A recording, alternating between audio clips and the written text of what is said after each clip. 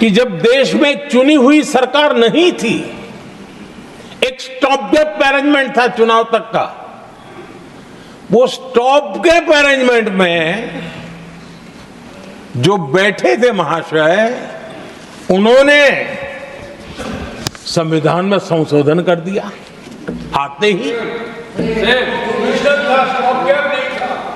चुनी हुई सरकार करती तो थोड़ा भी तो समझ आता था, लेकिन उतना भी इंतजाम नहीं किया। और किया क्या उन्होंने फ्रीडम ऑफ स्पीच को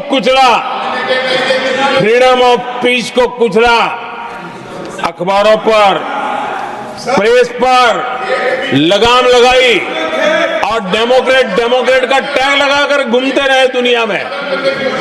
देश के डेमोक्रेसी का महत्वपूर्ण स्तंभ, उसको कुचलने का काम हुआ और ये संविधान की भावना का पूरी तरह अनादर था। आदरणीय सभापति जी, देश की पहली सरकार थी, नेहरू जी प्रधानमंत्री थे और मुंबई में जब नेहरू जी प्रधानमंत्री थे तब मुंबई में मजदूरों की एक हड़ताल हुई। उसमें मशहूर गीतकार मजरूह सुल्तानपुरी जी ने एक गीत गाया था, कॉमनवेल्थ का दास है, ये कविता उन्होंने गाई थी। कविता गाने मात्र के गुणे में नेहरू जी ने देश के एक महान कवि को जेल में ठूस दिया।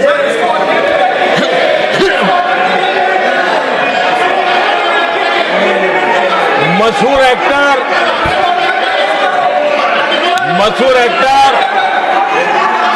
बलराज साहनी जी सिर्फ एक जुलूस में शामिल हुए थे, आंदोलन करने वालों के जुलूस में शामिल हुए थे, इसलिए बलराज साहनी जी को जेल में बंद कर दिया गया। आदरणीय सभापति जी, लता मंगेशकर जी के भाई हृदयनाथ मंगेशकर जी ने वीर सावरकर पर एक कविता स्वरबद्ध करके आकाशवाणी पर प्रस्तुत करने का योजना बनाई। इतने मात्र पर हृदयनाथ मंगेशकर जी को आकाशवाणी से हमेशा के लिए बाहर कर दिया गया। आदरणीय सभापति जी, इसके बाद देश ने इमरजेंसी का भी दौर देखा है। आदरणीय सभापति जी, इस देश ने इमरजेंसी का भी दौर देखा है। संविधान की किस प्रकार से कुचला गया, संविधान के स्पिरिट को किस प्रकार से रौंदा गया, और वो भी सत्ता सुख के लिए किया गया, ये देश जानता है। और इमरजेंसी में प्रसिद्ध सिने कलाकार देवानंद जी से आग्रह किया गया कि वे इमरजेंसी का समर्थन करें पब्लिकली। देवानंद जी ने साफ इमरजेंसी पर समर्थन करने से इनकार कर दिया। उन्होंने हिम्मत दिखाई और इसलिए दूरदर्शन पर देवानंद जी की सभी फिल्मों को प्रतिबंधित कर दिया गया।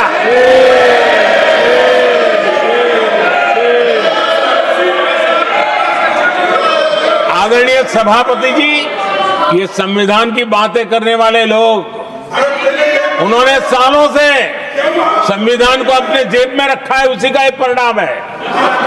संविधान का सम्मान नहीं किया है। आदरणीय सभापति जी किशोर कुमार जी, उन्होंने कांग्रेस के लिए गाना गाने से मना किया। इस एक गुना के लिए आकाशवाणी पर किशोर कुमार के सभी गानों को प्रतिबंधित कर दिया गया।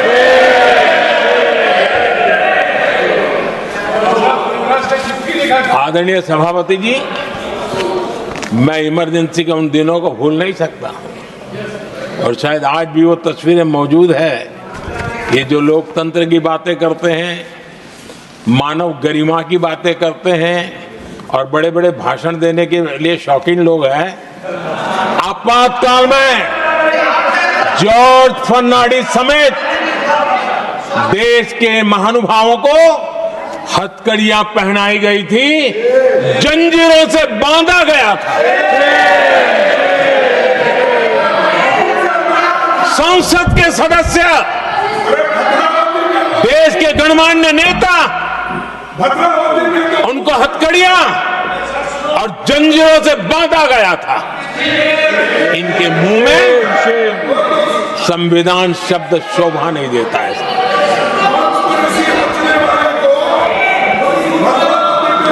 आदरणीय सभापति जी, सत्ता सुख के लिए, शाही परिवार के अहंकार के लिए इस देश के लाखों परिवारों को तबाह कर दिया गया, देश को जेल खाना बना दिया गया।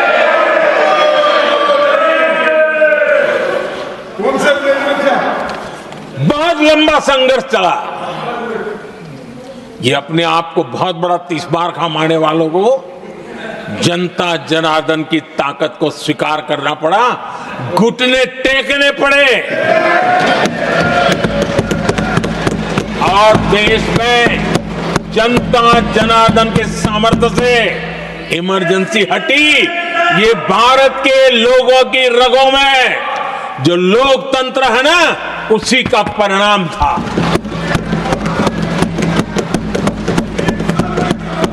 हमारे माननीय खड़गे जी आपके सामने बढ़िया बढ़िया शेर सुनाते रहते हैं और उनका शौक है शेर सुनाने का, और सभापति जी आप भी बड़ा मजा लेते हैं।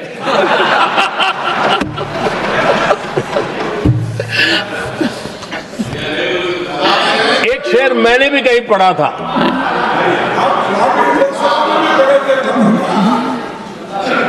तमाशा करने वालों को क्या खबर, तमाशा करने वालों को क्या खबर, हमने कितने तूफानों को पार कर दिया जलाया है, हमने कितने तूफानों को पार कर दिया जलाया है। आदरणीय सभापति जी, मैं आदरणीय खड़गे जी वरिष्ठ नेता है और मैं हमेशा सम्मान करता हूँ, और इतना लंबा समय सार्वजनिक जीवन ये छोटी बात नहीं है।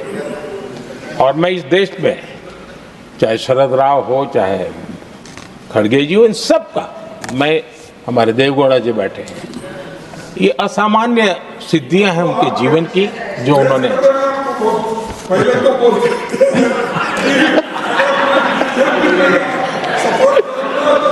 ऐसा है खड़गे जी, आपको आपके घर में तो ये बातें सुनने को नहीं मिलेगी, नहीं बता दूंगा।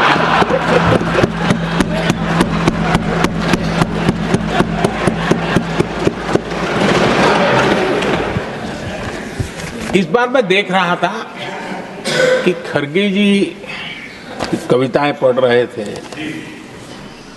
लेकिन जो बातें बता रहे थे, और आपने बड़ा सही पकड़ा था कि जरा बताओ तो सही भी ये कविता है कब की है?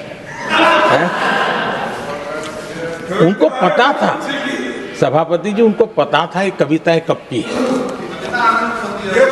भीतर कांग्रेस की दुर्दशा का इतना दर्द पड़ा था लेकिन वहां हालत यह है कि बोल नहीं सकते, तो उन्होंने सोचा ये अच्छा मंच है, यही बोल दें। और इसलिए उन्होंने नीरज की कविता के माध्यम से उनके घर के हालात यहां प्रस्तुत किए हैं। आदरणीय सभापति जी, जो आज के लिए सही है, खड़गे जी को मैं आज वही कवि नीरज जी की कुछ पंक्तियां सुनाना चाहता हूं। कांग्रेस सरकार का जो दौर था उस समय नीरज जी ने ये कविताएं लिखी थी और उसमें उन्होंने कहा था, है बहुत अंधियारा, है बहुत अंधियारा, अब सूरज निकलना चाहिए, अब सूरज निकलना चाहिए, जिस तरह से भी हो ये मौसम बदलना चाहिए, जिस तरह से भी हो ये मौसम बदलना चाहिए।